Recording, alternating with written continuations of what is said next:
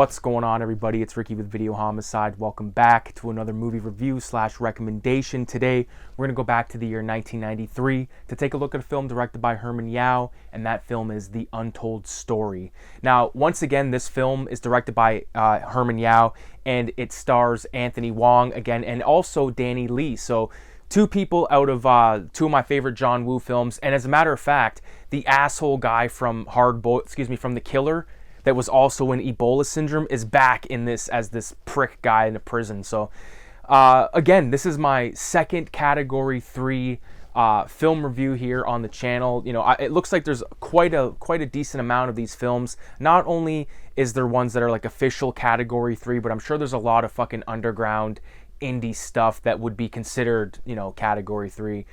In my last video for Ebola Syndrome, I said that Category 3 was sort of like a video nasty version, or like out of Asia, if you know what I'm saying. But it was more like the American version of NC-17 is what a Category 3 is. So like no people under 18 admitted into the theater or being able to buy or rent these films. But I'm sure that, you know, that shit was bullshit. Everybody my age, like I'm 33 and I rented rated R films when I was a kid. I got into rated R films as a kid. They did not give a fuck. You know, most of the people that would work in the cinema or work in the stand at the movie rental shop, they didn't give a fuck. They were just like stoned out of their mind, wanted to get home so they could watch their fucking rented copy of The Killer or Ebola Syndrome. But regardless, The Untold Story. Okay, I'm going to say right off the bat, I fucking love this film. I love Anthony Wong. I think he's amazing. Funny thing is, I don't really like him in Hard Boiled. Maybe I got to rewatch Hard Boiled. It's been a couple of years since I watched Hard Boiled and The Killer, which is two of my all-time favorites. So I there's no excuse. I should have those on rotation yearly. So maybe 2025 I'll revisit some of my favorite John Woo. Same with Hard Target. I love Hard Target. Better Tomorrow 1 and 2. There's a bunch of really good Hong Kong, you know, crime films like Ebola Syndrome, Untold Story, crime films, sure, but more exploitation, gory, graphic, shocking type films. So with this one, Anthony Wong stars as this dude who, at the beginning of the film, he's gambling with this guy, and it kind of goes sour. Next thing you know, Anthony Wong is pouring gas all over this fucking poor guy, lights him on fire, kicks his ass, and he flees the country, okay, much like he did in Ebola Syndrome. But this time he goes to this place in China where he starts working at this restaurant that's run by, you know, another gambling guy, or like a degenerate gambler type, okay? So he ends up owing Anthony Wong a bunch of money. Anthony Wong kills this guy. So there's a good chunk of this film that isn't really explained to you until the end. So I'll get to that in a little bit, but I just kind of want to go over the gist of the story and sort of my favorite parts of this flick. So he takes over this restaurant, and he's trying to get the ownership turned over into his name so he can legally own it, because he's killed the fucking original shopkeep, and we later find out his entire family as well, which is based on an actual case that happened back in like, I think it was like 86 or something like that, which is crazy. Like a guy was owed a bunch of money and he killed some dude's entire family, you know, in the restaurant, and then he fucking bagged up the body parts and he threw some of it in the ocean and some of it in the trash, and he got nailed.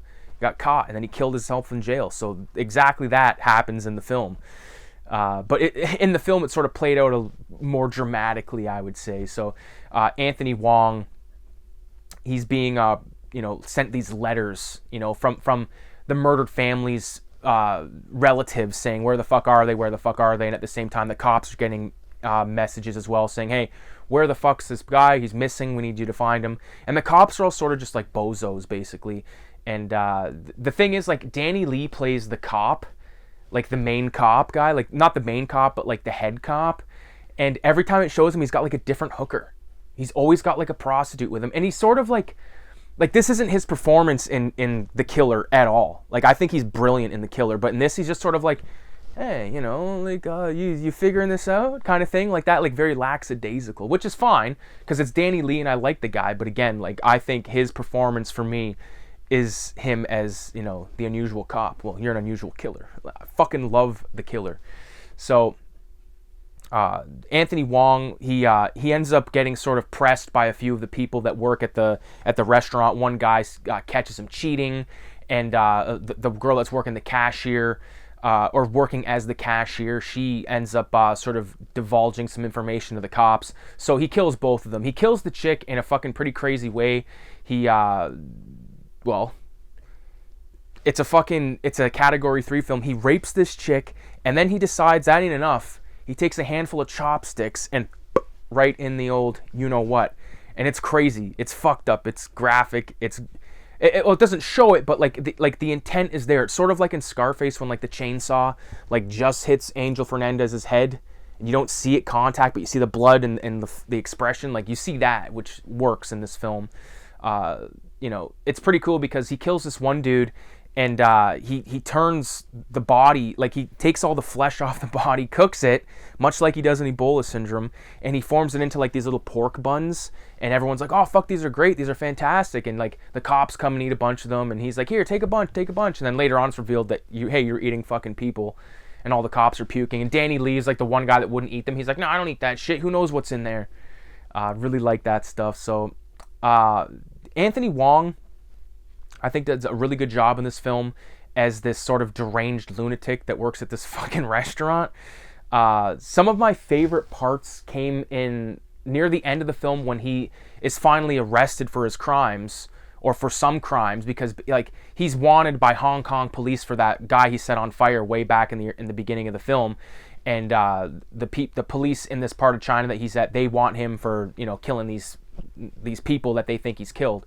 And they finally get a hold of him, and they basically torture him, like make him stay awake. They like inject him with water, so it like causes these big boils on his back. He can't lay down, he can't get comfortable or anything. So he finally breaks down and explains what happened with the family, and it shows, you know, like he kills like a bunch of kids and cuts the one kid's head off, cuts their fucking arms off, stabs them, fucks them up, and it's wild. It's really wild. At one point, like where he's cutting up these bodies, he's like using a meat cleaver, and he like looks at it and he's like, ah, like says some shit in fucking Cantonese or Mandarin or whatever it is. The fucking blade is all like dull and fucked up from hacking at bones, which I thought was hilarious. So he just grabs a fresh one and starts fucking going to town again. But he eventually, when he gets into actual prison, the person that was sending all the mail to him and to the police is there. He's the brother of this guy that Anthony Wong murdered. And him and all of his buddies beat the shit out of Anthony Wong and just fucking torture him, stick his head in the shitter.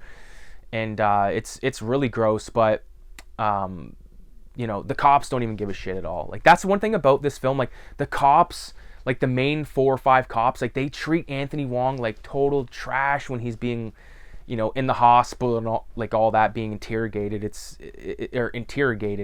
heavy duty. It's pretty dope. You know, to sort of see like this bad guy get his comeuppance in some sort of way. But he kind of gets the last laugh at the end of the film because he does kill himself, you know, pretty hardcore. And he basically evades capture from going to prison, which is what actually happened in the actual case. So, a fucked up category 3 total exploitation film based on a true event, which is gnarly, man. So there's Untold Story 2 and 3. I don't know when I'm going to be checking those out. I will eventually. They are on F'd Up Movies. I watched this film on f'dupmovies.com. I'll leave a link to it in the description of the video so you can check it out yourself. It is a subtitled film, but again, if you can't get past subtitled films, watch Finding Nemo or watch Lilo and Stitch or whatever the fucking comfort film that you need to cuddle at night to keep you away from twisted, fucked up Video Nasties-esque films. How the fuck aren't these, like, the thing is, Untold Story is really good, but Ebola Syndrome is fucking excellent. I don't know how that's not more widely talked about. Like, that's the type of film that will bring me back into collecting. You know, like if I spotted a copy of Ebola Syndrome in the wild for fucking less than $40, I would spring on it. You know, any more than $40, no, fuck you, fuck yourself. That's one thing about collecting. Like I've said for a couple years, since I've lived in this house, pretty much I haven't bought many films, and I'm content with that. But then along comes a movie like Ebola Syndrome or Untold Story, and I'm like, oh my god, now I gotta track down copies of these because I would love to see any kind of behind the scenes footage or listen to an audio commentary. I mean, audio commentary wouldn't do me any good if it's not in English, but I mean, we'll figure it out from here, whatever the fuck. But anyways, if you've seen Untold Story, leave a comment in the video. Let me know what you thought of the film. Leave a 666 in the comments. With that being said, adios and have an amazing weekend. Ding!